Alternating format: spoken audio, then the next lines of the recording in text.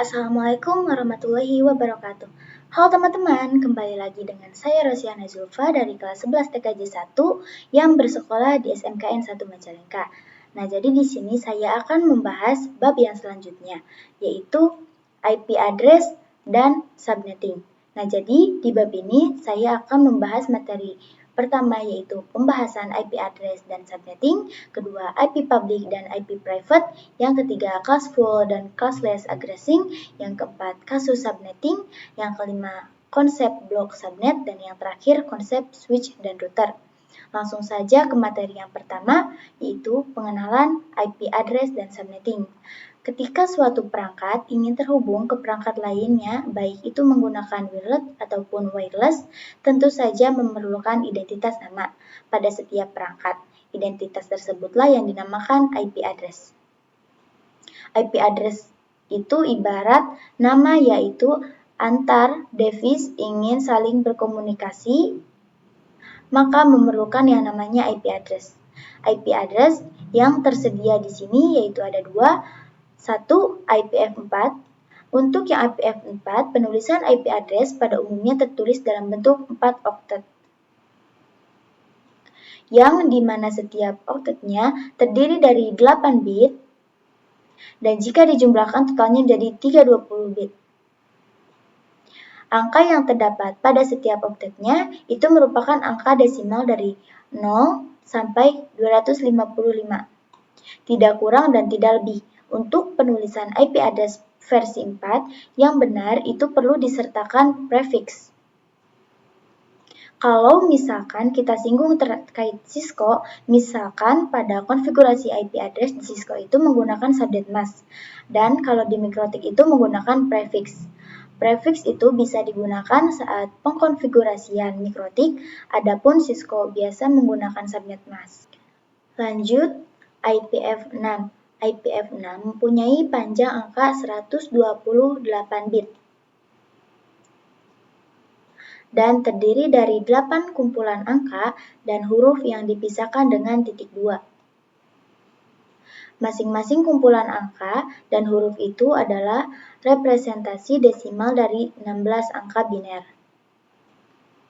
Oleh karena banyaknya kemungkinan kombinasi angka dan huruf yang ada, IPv6 dapat menampung segini banyaknya alamat dengan jumlah yang banyak.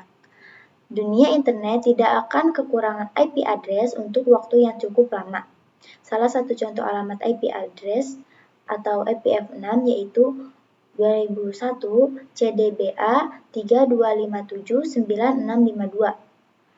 Subnetting adalah upaya atau proses untuk memecahkan sebuah network dengan jumlah host yang cukup banyak menjadi beberapa network dengan jumlah host yang lebih sedikit. Teknik subnetting membuat skala jaringan lebih luas dan tidak dibatas oleh kelas IP address atau IP classes A, B, dan C yang sudah diatur. Lanjut ke materi yang selanjutnya, yaitu IP address public dan IP private. Singkatan IP public merupakan IP yang digunakan internet dan biasa diakses dari mana saja. Jadi misalnya kalian mengakses facebook.com dan lain sebagainya, maka secara tidak sadar kalian sedang mengakses IP publik. Masing-masing yang dimiliki oleh mereka asalkan device kalian terkoneksi ke internet. Kedua, alamat IP private biasanya digunakan di dalam jaringan lokasi dan tidak dapat diakses langsung dari internet. Ini adalah bagian penting dari konsep yang dikenal sebagai Network Address Translation atau NAT, yang memungkinkan beberapa perangkat dalam jaringan lokal menggunakan satu alamat IP publik tunggal untuk berkomunikasi dengan internet. Contohnya jaringan lokal seperti kantor, lab sekolah yang terdiri dari beberapa device itu sudah dipastikan menggunakan IP private. Nah, selanjutnya masih IP address private dan public. Untuk alamat IP private dikategorikan menjadi 3 kelas, yang dimana pada setiap kelasnya sudah didefinisikan range-nya. Satu ada kelas A, yaitu range-nya 10 sampai 10.255.255.255. Contoh misal ada 10.256.21. Nah, ini bukan termasuk IP private karena sudah melebihi range-nya. Jadi ini merupakan IP public. Kedua ada kelas B, yaitu 172.16.0.0 sampai 172.31.255.255.255. Contoh, misal ada 172.35.0.0. Ini bukan termasuk IP private karena sudah melebihi range-nya. Jadi, ini merupakan IP public. Ketiga, kelas C, yaitu 192.168.0.0 sampai 192.168.255.255. Contoh, misal ada 192.169.256. Nah, ini bukan termasuk IP private karena sudah melebihi range-nya. Jadi, ini merupakan IP public ya, teman-teman. Nah, lanjut ke materi yang selanjutnya, yaitu classful dan classless addressing. Classful addressing itu pengamatan IP berdasarkan kelas, sedangkan classless addressing itu pengamatan IP tidak berdasarkan kelas. Nah, kita mengetahui bahwasannya IP address itu terdiri dari dua versi, ada yang IPv4 dan IPv6. Untuk IP address versi 4 itu memiliki dua jenis, yaitu IP private dan IP public. Nah, itu diklasifikasikan berdasarkan kelas, yaitu ada kelas A, kelas B, kelas C, D, dan E. Untuk kelas D dan E itu tidak bisa digunakan karena ini merupakan atau untuk pengujian.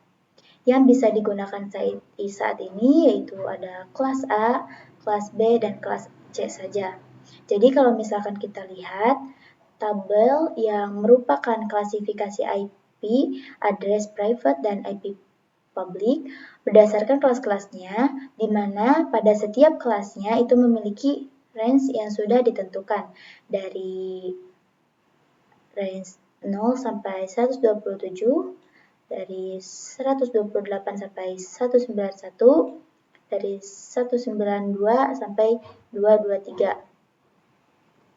Nah, ini merupakan tabel klasifikasi IP public dan IP private.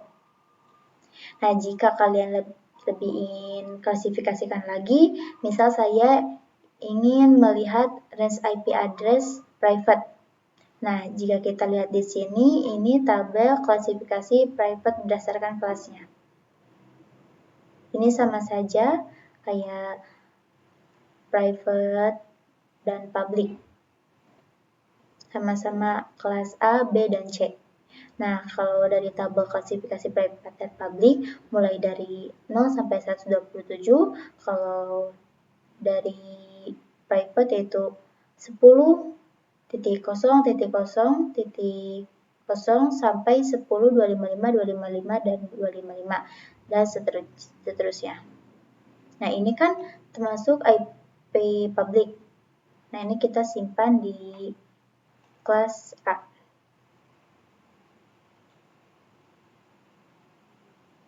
Nah, langsung saja kita ke materi yang selanjutnya, yaitu kasus subnetting. Untuk melakukan proses subnetting, Anda akan melakukan beberapa proses seperti 1. Prefix yang sesuai. Prefix dan subnet mask itu sama, yaitu untuk menentukan jumlah IP yang bisa digunakan. Nah, perbedaannya kalau IP prefix yang sesuai itu untuk prefix itu digunakan dalam pengkonfigurasian yang dilakukan oleh vendor MikroTik, sedangkan yang subnet mask ini perbedaannya untuk subnet mask itu digunakan dalam pengkonfigurasian yang ada di vendor Cisco. Tiga, ada IP network, yaitu memiliki definisi pada alamat pada suatu jaringan LAN. Untuk IP broadcast, yaitu memiliki definisi alamat IP yang digunakan untuk melakukan pengiriman informasi ke semua host yang ada pada jaringan LAN. Dan terakhir, yaitu range IP yang digunakan. Jadi, IP berapa saja yang bisa kita gunakan. Nah, langsung saja kita ke kasus atau contoh kasus yang pertama. Nah, saya ambil contoh saya mempunyai web server 12 host atau PC. Nah, saya mengambil contoh yaitu kelas B. Untuk saya cari IP networknya berapa dan IP broadcastnya berapa. Pertama-tama kita cari dulu prefixnya, yaitu kita bisa tahu dengan 2 pangkat berapa yang jumlahnya itu melebihi 12. Tapi tidak lebih jauh dan tidak kurang. Nah, di sini saya ambil 2 pangkat 4. Karena 2 pangkat 4 itu hasilnya sama dengan 16. Nah, angka 4 ini akan kita gunakan untuk pengurangan yang ada di prefix. Nah, dari perpangkatan ini kita sudah bisa cari yang namanya prefix. Nah, rumus prefix itu adalah 32 dikurangi 4. 4-nya ini dari pangkat yang kita temukan tadi. Itu hasilnya 32 dikurangi 4 itu 28, yaitu /28. Jadi prefix yang bisa kita gunakan adalah /28. Setelah kita mencari prefix, maka tujuan prefix itu kan untuk menentukan jumlah IP yang bisa kita gunakan. Maka kita akan mencari atau menentukan total IP yang bisa kita gunakan berapa. Rumus total IP yaitu 2 dalam kurung 32 dikurangi 28. Hasilnya 2 pangkat 4. 2 pangkat 4 ini yaitu hasilnya 16. 28 ini kita masukkan dari prefix, dimasukkan ke pengurangan. Nah, 16 ini adalah kelas C. Jadi, kalau kelas C kita fokuskan kepada perubahan oktet yang terakhirnya saja. Nah, setelah kita mencari total IP, kita akan cari yang namanya subnet mask. Subnet mask ini merupakan daerah presentasi dari prefix. Jadi, kalau prefix bisa digunakan dalam konfigurasi IP di mikrotik, sedangkan subnet mask bisa digunakan di konfigurasi IP address di scope. Nah, kita langsung saja ke rumus subnet mask, yaitu 256 dikurangi 16. Nah, 16-nya ini yaitu dari hasil total IP. 256 dikurangi 16 yaitu hasilnya 240.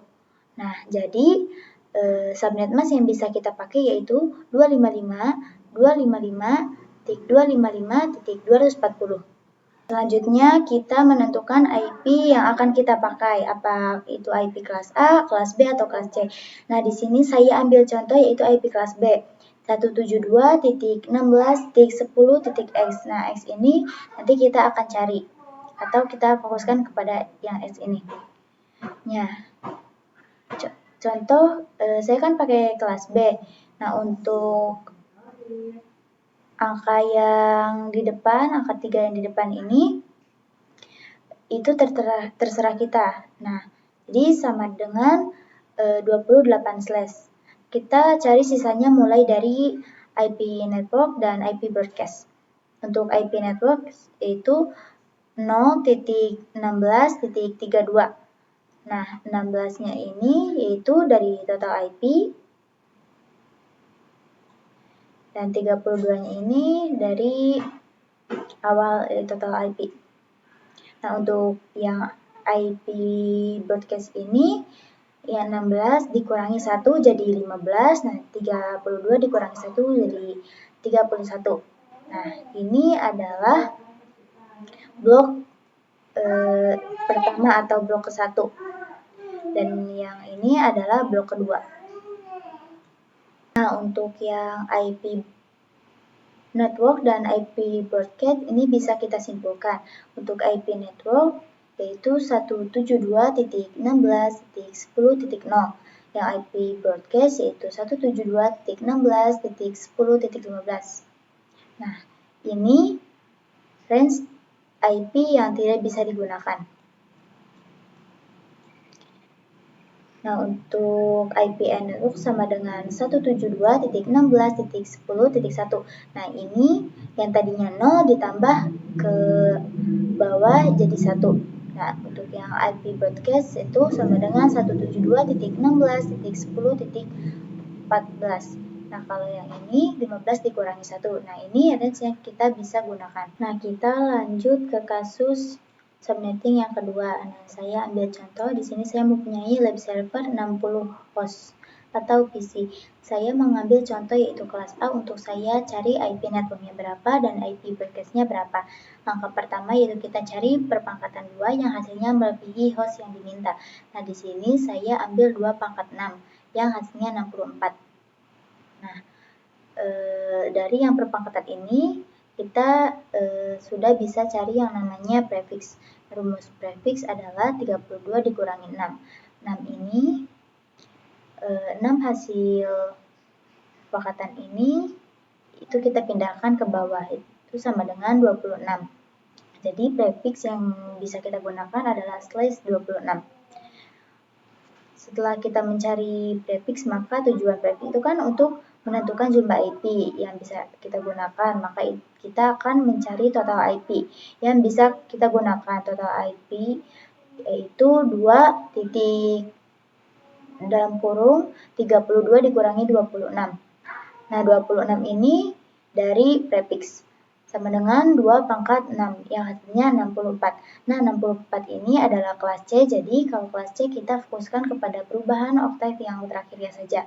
Rumus subnet mask. Nah, subnet mask ini rumusnya itu 256 dikurangi 64, hasilnya 192. Nah, jadi server yang bisa kita gunakan yaitu 255.255.255.192. Nah, di sini saya ambil contoh kelas A yaitu 10.1.1x yang hasilnya /26.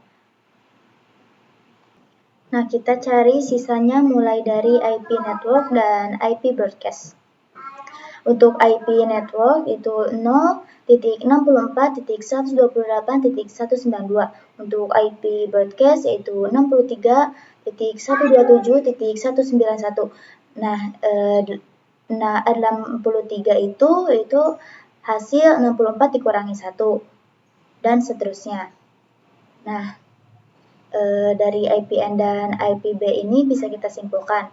Untuk yang IPN 10.1.1.64 dan untuk yang IPB yaitu 10.1.1.127. Nah, ini range yang tidak bisa kita gunakan. Untuk range yang bisa kita gunakan yaitu 10.1.1.65 sampai 10.1.1.126. Nah, ini range yang kita bisa gunakan. Untuk kasus yang ketiga yaitu sama kayak kasus yang pertama dan kedua. Langsung saja kita ke materi yang selanjutnya yaitu konsep blok subnet. 1. IP network, kedua IP broadcast, 3. Diibaratkan seperti ruangan, keempat seperti atau setiap blok subnet di default tidak bisa saling ping komunikasi. Yang terakhir, kumpulan PC yang perlu berada pada satu ruangan perlu dikonfigurasi menjadi satu blok subnet. Selanjutnya, IPv4 delivery type. Nah, unicast one-to-one communication, yaitu sebuah proses pengiriman data tepat diterima oleh sebuah satu host. Contohnya, komunikasi yang dilakukan oleh IP address, baik itu IP address kelas A, B, ataupun C. Jadi, dari satu host mengirim ke satu yang sudah ditentukan tujuannya. Kedua, multicast one-to-many communication, yaitu proses pengiriman data oleh satu host ke beberapa destinasi yang sudah dikelompokkan tujuannya dalam satu grup, contohnya IP address kelas D. Ketiga, broadcast, one-to-all communication, yaitu proses pengiriman data yang diterima oleh semua host pada jaringan, yang bisa kita sebut satu grup broadcast yang sama ataupun yang sama pada blok yang sama. Nah, materi yang terakhir yaitu konsep switch dan router. Switch itu adalah mengkoneksikan perangkat yang satu network. Nah, ini adalah kata kuncinya. Untuk router yaitu mengkoneksikan perangkat yang berbeda network. Ini juga kata kuncinya. Contohnya, kan misalkan antar PC ingin berkomunikasi. Misal ada PC 1 dan PC 2, baik terhubung menggunakan wireless atau wireless. Itu kan bisa melakukan komunikasi yang menggunakan IP address blok 1. Nah, ini adalah IP address blok 1. Nah, saya kasih contoh yaitu misal di sini ada beberapa perangkat, ada device. Nah, untuk menghubungkan beberapa komputer bisa menggunakan switch. Ini adalah switch. Untuk jumlah switch itu beragam, ada yang 24, ada yang 48, dan lain-lain. Kita bisa menghubungkan dengan kabel UTP. Nah, ini adalah kabel UTP. Nah, untuk IP address yang ada di kumpulan komputer ini disebut namanya satu blok subnet. Jadi, satu blok subnet ini atau seluruh perangkat ini harus menggunakan blok subnet yang sama. Maka dari itu bisa dilakukan komunikasi ping di antara PC-PC tersebut yang berada dalam satu blok subnet. Misal ada PC lagi yang berbeda. Nah, bisa menggunakan blok yang kedua yaitu 27 dan 63.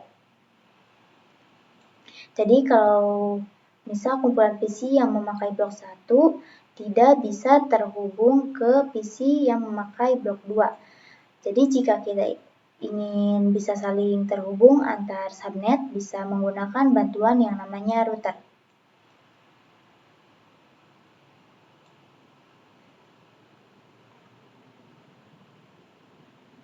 Mungkin kalian sudah mengerti ya teman-teman. Nah, sekian presentasi atau penjelasan materi dari saya. Mohon maaf bila ada kekurangan atau kesalahan. Assalamualaikum warahmatullahi wabarakatuh.